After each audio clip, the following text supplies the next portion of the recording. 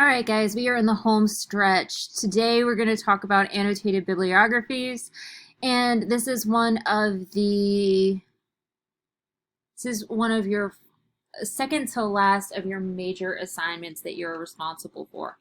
Now, I know that this sounds like it's a big, crazy complicated assignment, but once you figure out what it really is, it's probably one of the easiest things that you'll have done all semester long. So keep that in mind. If you've never written an annotated bibliography before, they're not that complicated, but I want to talk about what they are before I talk about how to do one.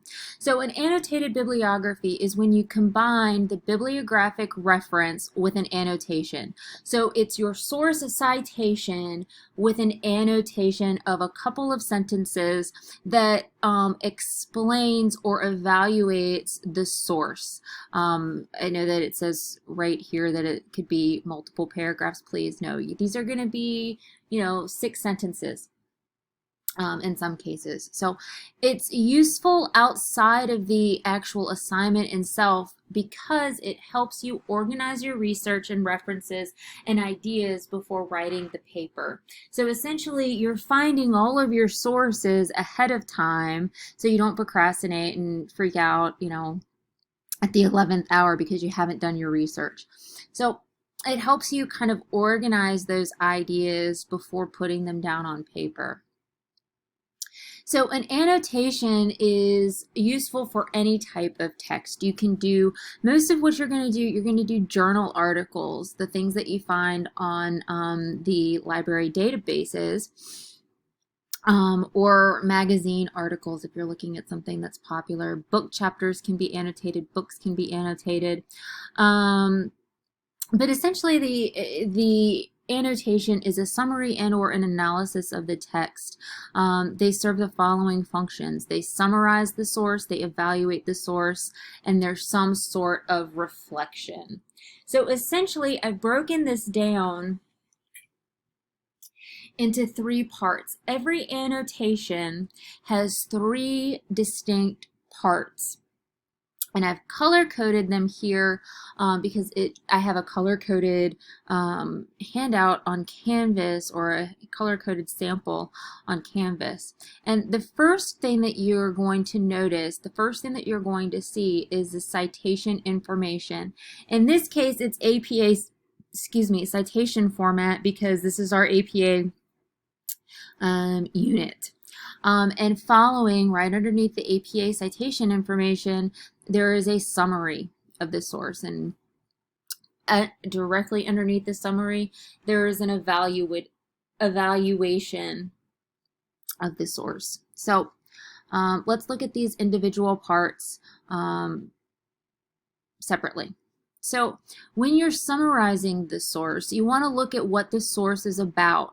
What arguments is the author making? What's the main point? What's the argument about? You want to explain that summary, provide that summary in your own words. It allows you to think about the source in your own way. So think about it this way. If you can summarize a source, if you can tell me what that author is saying, you understand it. Your summaries should be 1 to 2 sentences max. It's very short. I don't need you to tell me everything that the source does. Just hit the highlights. And next, the final part that you have to have besides your citation is an evaluation. And this is what's going to make up the bulk of your annotated bibliography. The evaluation is looking at how useful the source is. What does the source mean for your topic? Does it fit with the other items you're annotating? Is it useful? Helpful hint, guys. If this source is not useful, it shouldn't be in your annotated bibliography. Does the author appear credible? And then in your evaluation, you want to think about what that source means for you and your research. How is it useful? How does it expand your understanding?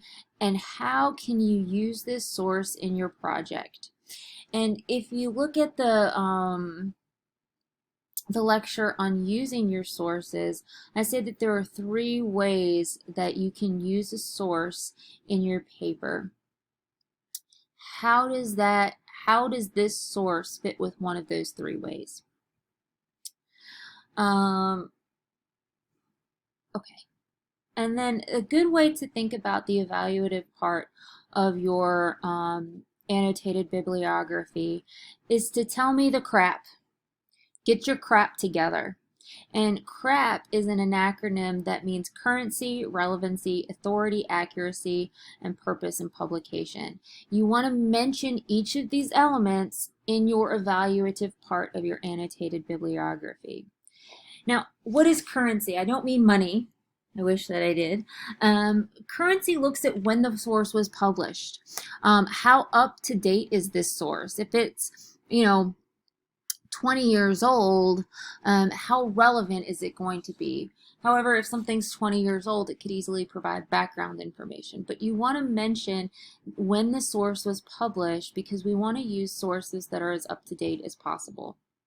It helps show that this is a credible source because it's up to date. Relevancy. How does the source relate to your claim, position, or topic?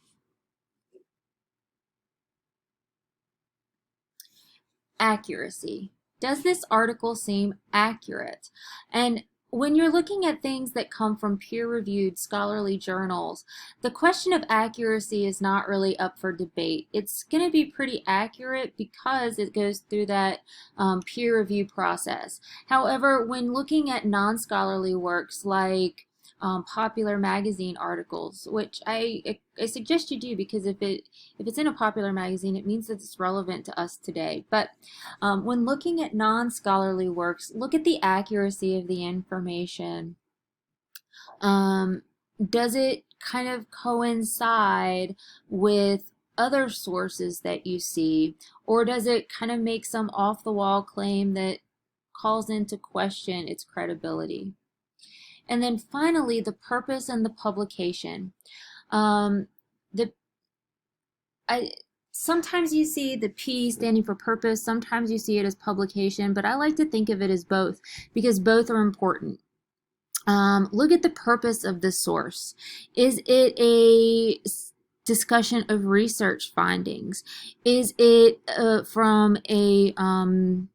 is it meant for entertainment? Is it meant to be informative? Is it an opinion article or editorial? What's the purpose of this source? And where was it published? And a lot of times the purpose and the publication go hand in hand because if it's published in a scholarly journal, it's usually to discuss some sort of, academic, it's to engage in an academic conversation.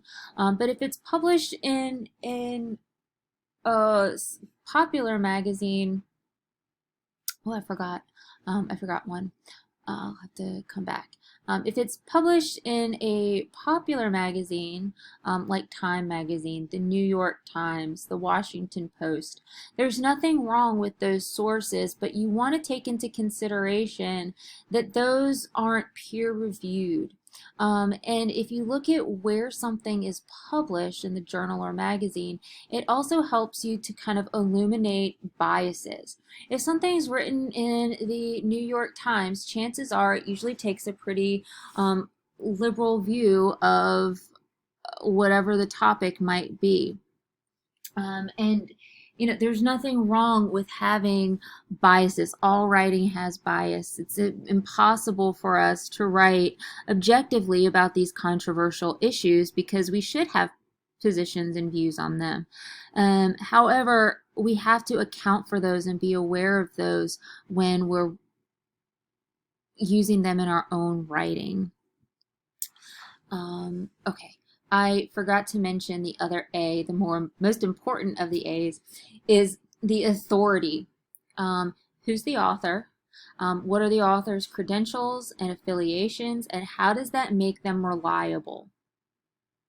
You always want to mention who the author is because if the author is someone of good standing, especially in the academic community, that's going to give them authority, and in turn that's going to make your research and your positions all the stronger, because you can say, hey, this person who is so and so with all these fabulous credentials supports what I have to say, or he's making a similar point to me, therefore my point is more valid, right? So you want to always mention the authority. So just to recap, in your annotated bibliographies, you're going to you're going to briefly summarize the article, and then you're going to evaluate it by getting your crap together. I have an example annotation. This is part of the sample one that's on Canvas, the color-coded one, where we can look and see that it's got all three parts that I'm looking for. It's got the citation example. It's not the citation example. It's got the citation. I've got my author, the year, the title of the journal, and all of the stuff that goes into your APA citation, citations. And then if we look at the first two sentences, I'm going to bet that that's my summary. So the article discusses the influence of religion on legislative behavior of senators. It analyzes religion's impact on senators on the basis of religious belonging, beliefs, and behavior. The article explains that religion will forever be a staying power in political issues. That's a great summary. It's short, sweet, and to the point. Now, this, like I said, is the evaluation. That makes up the bulk of this little annotation here. So right off the bat, she tells us it is a peer-reviewed article that was issued in 2018, so it's up to date. She's talking about the currency. The content is accurate. The author, Daniel Arnon, is affiliated with the Department of Political Science at Emory University. He holds an MA in Political Science and an Masters of Political Science and Political Economy from the London School of Economics. He is also a member of the American Political Science Association and Society for the Scientific Study of Religion. So all of a sudden, she gives us all this information about the author, which establishes him as an authority, which makes this an incredibly credible article. His credentials show that he is an experienced researcher, and that makes this source credible.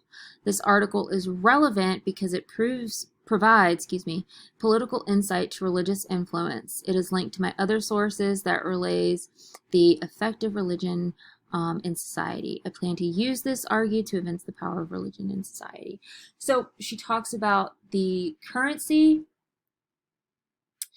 the relevancy, she talks about the publisher, and she talks about how this relates and is relevant to her overall argument in her position, how she's going to use this source. So this is all that makes up an annotation for an annotated bibliography. It's short, sweet, to the point, and it helps you really kind of digest all of your research materials before using them. If you have any questions, let me know. Check out the information on annotated bibliographies in your little seagull. And make sure you take a look at the annotated bibliography example that's in Canvas.